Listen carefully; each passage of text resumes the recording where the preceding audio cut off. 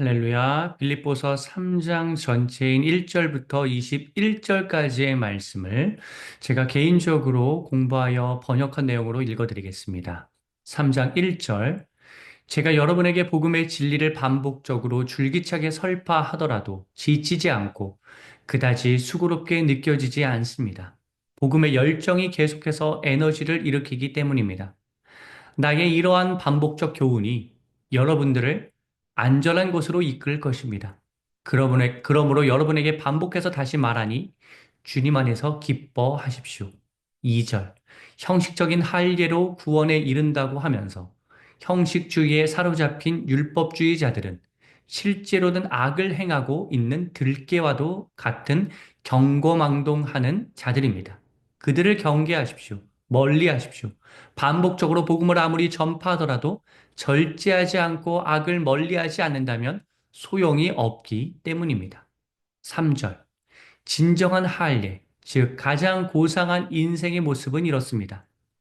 나의 생각과 이성으로만 살아가는 삶이 아니라 하나님이 우리 인생의 주인이심을 인정하면서 하나님께 예배를 드려 하나님이 주시는 이성으로 살아가는 삶입니다. 예수님을 자랑하고 기쁜 일이 있을 때 예수님 안에서 자랑하며 환난이 다가왔을 때도 나의 경험으로 판단하는 것이 아니라 예수님이 있기에 즐거워할 수 있는 삶입니다. 나의 육신은 한계가 있다는 사실을 직시하고 육체의 소욕을 따르지 않으며 성령님의 인도하심을 받아 나의 부족한 관점이 성령님에 의해 극복되는 성령으로 충만한 삶입니다. 이처럼 하나님께 예배, 예수님을 자랑, 성령님의 인도로 사는 사람이 진정한 할례자입니다. 표면적 할례자가 진정으로 구원받은 자가 아니며 이면적 할례자가 진정으로 구원을 받은 자입니다. 4절.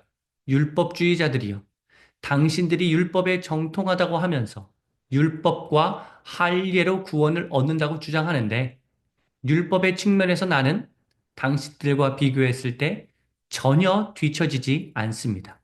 5절. 나는 8일 만에 할례를 받은 유대 전통 가정의 배경에서 자랐습니다. 나는 이스라엘 족속으로서 역사적으로 언약의 대상입니다. 나는 초대왕 바울을 배출한 자긍심이 있는 베냐민 지파 출신입니다. 나는 언어적, 문화적, 인종적으로 히브리 전통에서 양육을 받은 히브리인 중의 히브리인입니다. 나는 구약 정경을 인정하고 사두개파와는 다르게 부활의 신념을 갖고 있으며 기득권층을 비판하여 백성들의 존경과 신임을 얻고 있는 바리새인입니다. 6절. 내가 굳건하게 유대교 신념에 사로잡혀 있을 때 교회를 박해하는 데 앞장설 정도로 열심과 성실함으로 사역하였습니다.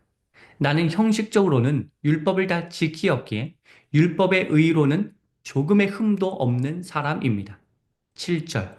그러나 예수 그리스도를 인격적으로 만나서 예수님을 영접하게 되면서 내가 그동안 유익하다고 여겼던 유대교적 율법은 한계가 있다는 사실을 깨닫게 되었고 그로 인해 예수 그리스도 외에는 전부 해로운 것으로 여기게 되었습니다. 예수님이 최우선이라는 뜻은 내 삶에서 두 번째로 중요한 것과 비교했을 때 그것과 간발의 차이라는 의미가 아니라 마치 예수님이 100점이면 2위에 해당하는 그것은 1점에 불과하다는 의미입니다. 8절. 그러므로 진정한 할례자로서 가장 고상한 삶을 사는 나는 예수님 외의 모든 것을 그다지 중요하게 여기지 않습니다.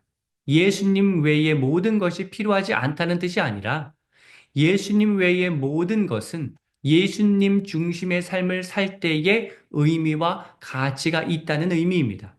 따라서 예수 그리스도를 아는 지식을 추구하는 삶이 가장 중요합니다. 예수님을 알면 알수록 이 세상을 창조하시고 지금도 주관하시는 주님의 관점으로 살아갈 수 있기에 예수님을 잃는다면 모든 것을 잃는 것입니다. 반면에 예수님을 온전하게 안다면 모든 것을 알게 되는 것입니다. 그렇기에 예수님을 가장 중요하게 여기고 그 외의 것들은 배설물처럼 생각하는 삶은 지극히 당연합니다. 예수님을 알게 되면 9절. 예수님 안에서 나의 잠재력이 발견됩니다. 내가 나를 잘 알지 못합니다. 하지만 예수님을 알게 되면 주님께 창조된 나는 주님 안에서 내 인생의 의미와 목적, 그리고 나의 재능과 가능성을 깨닫게 됩니다.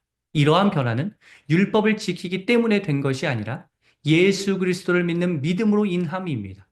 하나님과 올바른 관계를 맺기 위해서는 행위를 중시하는 율법이 필요한 것이 아니라 우리를 거룩하게 행동하게 만드는 믿음이 필요한 법입니다.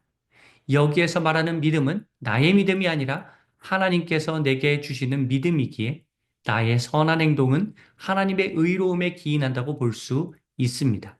10절. 나는 그리스도를 온전하게 인격적으로 알기 원합니다.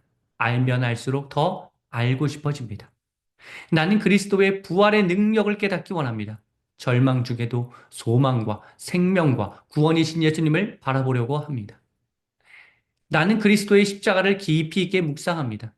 그리스도의 십자가의 사랑을 깨닫고 나 역시 그리스도의 십자가를 기꺼이 함께 지려고 합니다. 나는 모든 것을 배설물로 여기기에 예수 그리스도를 위해서 죽어도 괜찮습니다. 예수님처럼 죽는 삶을 살고 싶습니다. 11절. 십자가의 고난을 깊이 있게 묵상하니 부활의 생명에 이르게 됩니다. 나는 죽어서 천국에 가는 부활의 사람이며 이 땅에서 사는 날 동안에도 천국 소망을 품은 자로서 담대하게 살아갈 것입니다. 12절. 나는 계속해서 다름질하는 존재입니다. 완성이란 존재하지 않습니다. 이미 얻었거나 완전하다고 여겨지지가 않습니다. 여전히 주님께서는 계속해서 내가 모든 영역에서 확장, 성장이 일어나기를 바라십니다. 13절. 나는 앞을 바라보는 존재입니다. 과거에 있었던 좋았던 일로 인해서 이번에도 좋을 것이라고 교만하지 않으며 과거에 있었던 좋지 않았던 일로 인해서 이번에도 좋지 않을 것이라고 단정하지 않습니다. 오늘 내게 주어진 삶을 살아갈 뿐입니다. 그것이 예수 그리스도가 주신 소망으로 앞을 향해 달려가는 사람의 특징입니다. 14절. 나는 주님께서 명하신 말씀에 따라서 표대를 향하여 달려갑니다. 좌로나 우로나 치우치지 않고 오직 예수 그리스도가 주신 목표를 향해 뛰어갑니다. 다른 사람들은 낮은 곳에서 적당히 살아가지만 나는 하나님께서 주신 비전에 따라서 높은 수준의 이상과 신념으로 살아갑니다. When they go low, we go high. 주님의 뜻대로 살아가니 주님의 목표가 나의 목표가 되고 주님이 바라시는 삶이 내가 바라는 삶이 되어집니다. 주님께서 목표를 설정해 주셨지만 결국 그 목표에 내가 돌아가고 싶어지도록 변화됩니다. 15절. 그러므로 다름질하고 앞을 바라보며 표대를 향하여 달려가는 성숙한 믿음의 소유자는 하나님의 세심한 가르침과 돌봄을 경험하게 되는데 목표를 향해 나아가는 과정에서 발생하는 부족한 부분이 있더라도 하나님은 그 부족함을 극복하도록 도와주시고 의문이 생긴다면 그 의문을 선명하게 풀어주시며 때때로 흔들리더라도 다시 담대하게 나아갈 수 있도록 용기를 주셔서 굳건하게 세워주십니다. 16절. 그러니 두려워하지 말고 지금까지 하나님 안에서 이룬 하나님의 놀라운 역사하심을 바탕으로 해서 정진합시다. 어떠한 단계에 있든지 현재의 단계를 소중하게 여기면서 그리스도 안에서 충실합시다. 17절. 형제자매 여러분, 예수 그리스도를 본받아 살아가는 저를 자세히 관찰하여 하나님의 빛을 비추는 반사체이자 예수님을 바로 보여주는 창문인 저를 통해 예수 그리스도를 함께 본받읍시다. 저뿐만 아니라 우리 주변에 그리스도를 본받아 살아가는 자들이 있으니 그들을 눈여겨보면서 우리 함께 그리스도와 동행하는 신앙을 승계하는 주역이 됩시다. 18절. 제가 여러 번 반복적으로 여러분에게 말하였고, 이제는 눈물로 호소하며 말하는데, 안타깝게도 많은 사람이 그리스도를 믿었다가 그 믿음을 저버리고 십자가에 반하는 원수로 살아가고 있으니 통탄을 금치 못하겠습니다. 19절. 그리스도를 떠난 자들의 마지막은 멸망입니다. 종말의 심판을 받을 것입니다. 그들의 하나님은 자기 배입니다. 물질적인 탐식을 가장 중요하게 여깁니다.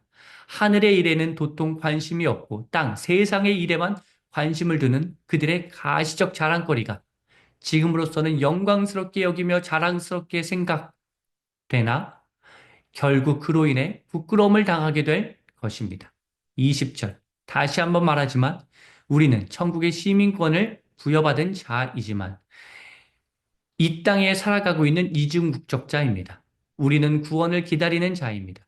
예수 그리스도의 재림을 고대한다는 말은 마치 손님이 오시기 전에 집안을 말끔히 정리하고 음식을 준비하는 등 구체적인 행동을 통해서 손님이 오심을 예비하듯이 막연하게 기다리기만 하는 것이 아니라 하나님이 원하시는 구체적인 사랑의 실천을 하면서 주님의 오심을 기다리는 것입니다. 21절. 예수님께서 재림하시면 마치 대단한 권력자인 것처럼 행세한 타락한 세상이 하나님의 사람인 당신 앞에서 완전히 복종하게 될 것입니다. 이 땅에서 하나님을 위해서 살면서 핍박을 받아 비참하게 된 우리는 하나님의 영광으로 인해서 영광스러운 몸으로 변화할 것입니다. 예수님께서 종의 모습으로 이 땅에 오셨지만 하나님이 예수님을 영화롭게 하셨듯이 우리도 영광스러운 몸으로 기쁨과 환희의 상태로 변화할 것입니다.